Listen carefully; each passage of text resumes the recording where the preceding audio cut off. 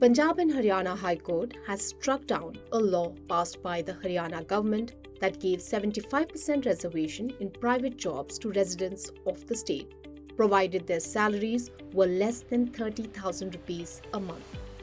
Earlier, the state had set the threshold at 50,000 rupees, but it was brought down to 30,000 rupees after opposition from the industry. While quashing the law, the High Court said that it was discriminatory against individuals who were not from Haryana.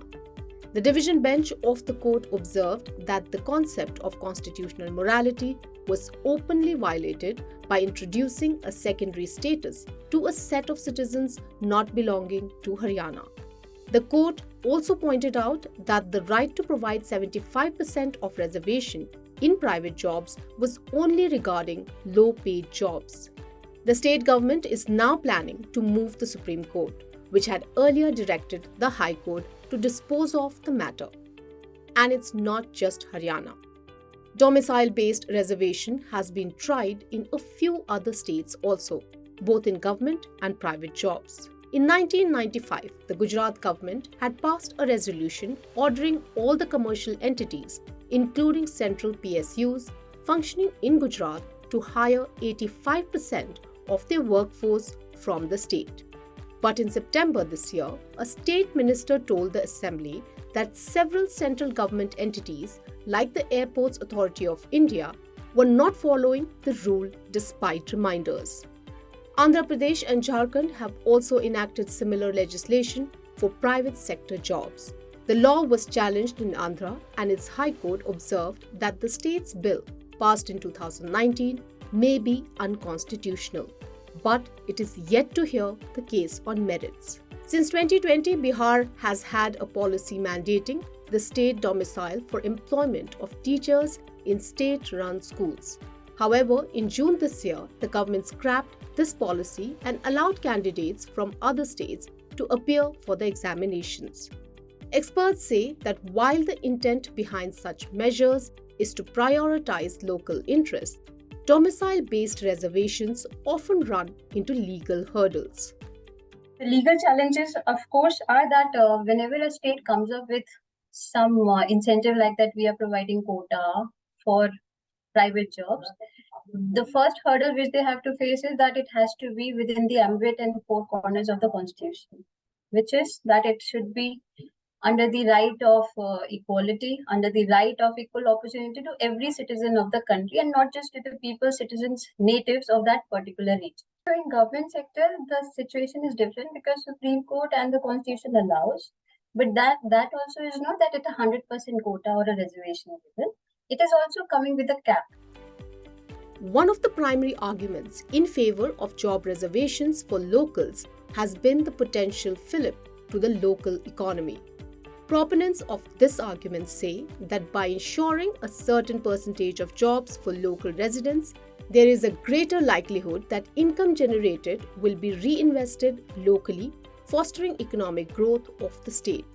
However, industry experts argue that job reservations can lead to discrimination based on place of origin, potentially stifling meritocracy. They say that hiring decisions should be based on qualifications and skills rather than geographical considerations to ensure a fair and competitive job market. For an employee, obviously, it's not the skills, meritocracy, or the capability matters, or that gets compromised, obviously. So, it's not very great, to do something like a quota system from that angle. And from the employer side, it's the same thing that they have to compromise on the quality of the hire.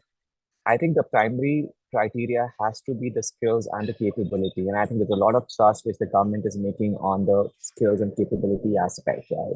And I don't think so that anywhere that should take a backseat or be compromised upon, because it really has a direct impact on the employability, on the productivity, and on the business outcome as well.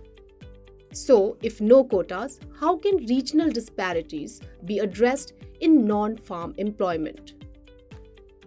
At the moment when the situation is very bad, political demand will be for reservation for job quotas, and governments will actually do that. But that's not the solution. The solution will be long term. You have to shift focus on investment. For that, you have to raise resources, tax resources. And the only way to raise tax resources without creating inflation is to go for direct taxes.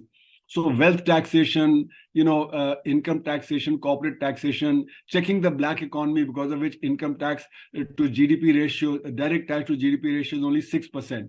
It has to be raised to at least 12, 14%, from the present 6%, and that can be done through wealth taxation, gift taxation, changes in income tax and corporate tax, checking the black economy. Then you'll have enough resources for employment generation all over the country. While the debate over local job quotas continues, finding a middle ground that supports local employment without compromising merit and diversity is crucial. Experts believe that striking a balance between promoting local economic development and ensuring a fair merit-based hiring process is a challenge that policymakers, businesses, and communities must carefully navigate.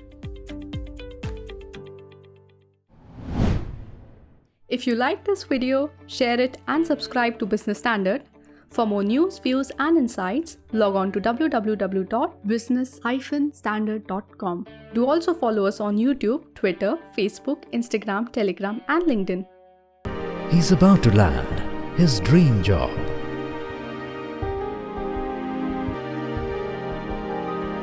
Business Standard.